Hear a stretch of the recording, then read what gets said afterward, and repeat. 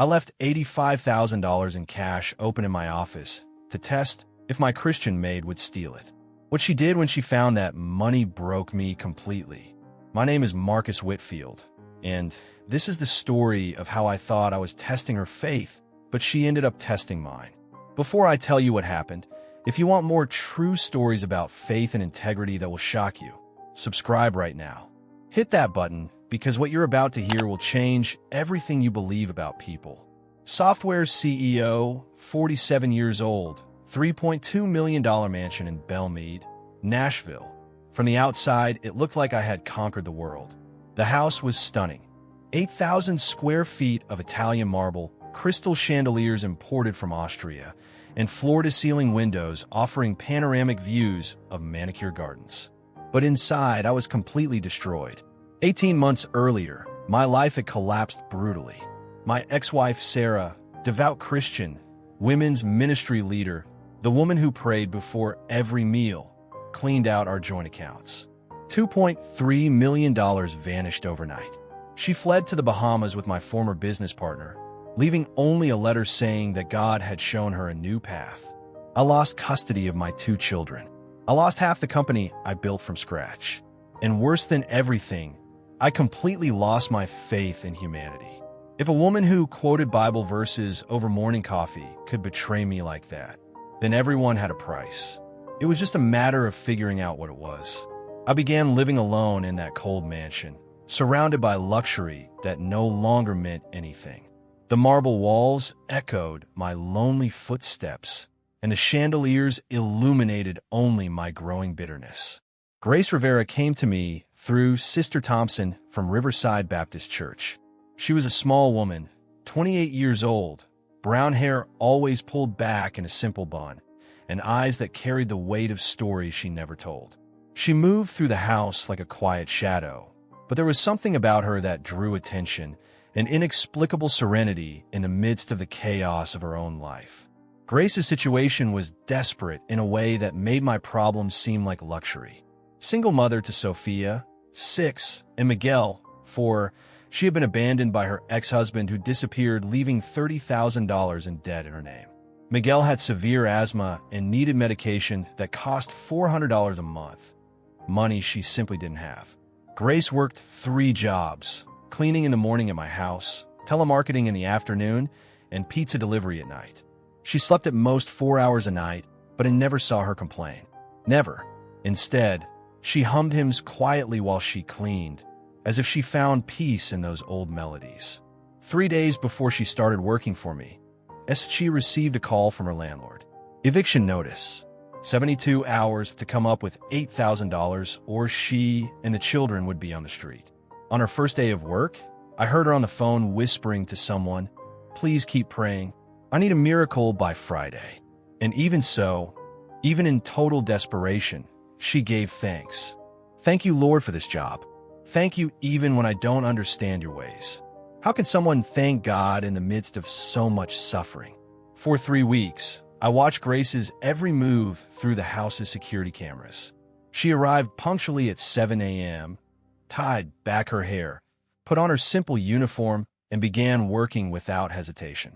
She cleaned each room with meticulous precision, never touched personal items, never opened drawers unnecessarily. During breaks, she would sit in the garden and call the children. She listened to Sophia reading new words, helped Miguel with his breathing when asthma attacks hit, always with infinite patience. In moments when she thought she was alone, she prayed. Not dramatic prayers, but simple whispers. "Lord, give me strength for one more day."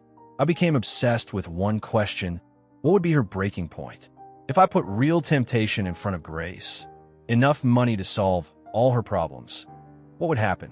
Was her faith genuine or just a well-constructed facade? On Wednesday night, I devised the ultimate test. It wasn't just about Grace. It was about God himself. If he really exists, if he really transforms people, here was the perfect chance to prove it. My office on the 2nd floor had a custom steel safe built into the wall behind a $50,000 painting. Normally locked with a biometric system, but that night I would leave it wide open. I filled the safe with money, a lot of money. Not just the $85,000 Grace needed, but $340,000 total. Stack after stack of $100 bills, organized in perfect rows. Even if she took some stacks, I wouldn't notice the loss immediately. I temporarily disabled the hallway cameras. No one would know that moment happened, except me. I wanted to see Grace in her pure state, without performances, without masks. I wanted to discover who she really was when no one was watching. Thursday, 9:15 a.m. I positioned myself in the library adjacent to the office, heart pounding like a hammer.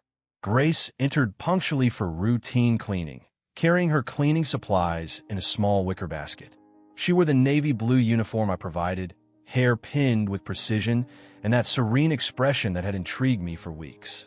She started with the bookshelf, dusting with methodical movements. Morning light streamed through the tall windows, creating golden patterns on the oak hardwood floor. For 20 minutes, Grace cleaned normally, unaware of the treasure waiting for her just yards away. Then it happened. She moved toward the wall where the safe was located, and the morning light hit the polished steel, creating a reflection that caught her attention. I saw Grace stop mid-motion, cleaning cloth frozen in her gloved hand. Slowly, she approached. Her eyes widened when she saw what was before her. Row upon row of money stacked like green bricks. More money than she had probably ever seen in her entire life. Grace dropped the cleaning cloth. Her hands began to visibly tremble. She looked toward the hallway, checking if she was alone, then turned back to stare at the open safe. For a long moment, she remained completely still, as if she couldn't believe what she was seeing. What Grace did next almost made me come out of hiding. She began counting the money, stack by stack, with trembling fingers, whispering numbers quietly. $10,000, $20,000, $50,000. When she reached $85,000, exactly the amount she needed for her debts and a fresh start, she stopped. Her eyes filled with tears. She pulled out a creased photo from her wallet, the same one she always carried. Sophia and Miguel smiling in front of the apartment they would soon lose. Grace sat on the marble floor next to the open safe, holding the photo against her chest. Silent tears ran down her face as she whispered, "God, why is this in front of me if it's not for me? Is this an answer or a temptation?" Either she was the world's best actress, or she was having a genuine struggle between desperation and conscience. My heart raced when I saw Grace pick up a stack of $10,000. She held it for long seconds, looking alternately at the money and at the photo of her children. In that moment, I saw Grace's raw humanity. She wasn't a saint. She was a desperate, tired mother who had worked 3 jobs and still couldn't keep her children safe. I saw real temptation in her eyes, rationalization beginning. They have so much, they won't even notice. And then, slowly, as if each movement physically hurt, she put the money back in place. Grace stood up, carefully closed the safe, and began heading toward the door. I thought the test was over. She had passed. But when she reached the office entrance, Grace stopped abruptly. "You were watching me the whole time, weren't you?" My blood ran cold. How did she know? Grace turned slowly, looking directly at the library where I was hiding. "I saw your reflection in the window glass, Mr. Whitfield. I came out of hiding like a schoolboy caught red-handed, face burning with shame." Grace stared at me with an expression I'll never forget. It wasn't anger, but deep disappointment. This was a test. Her voice trembled. "You doubted me from day one?"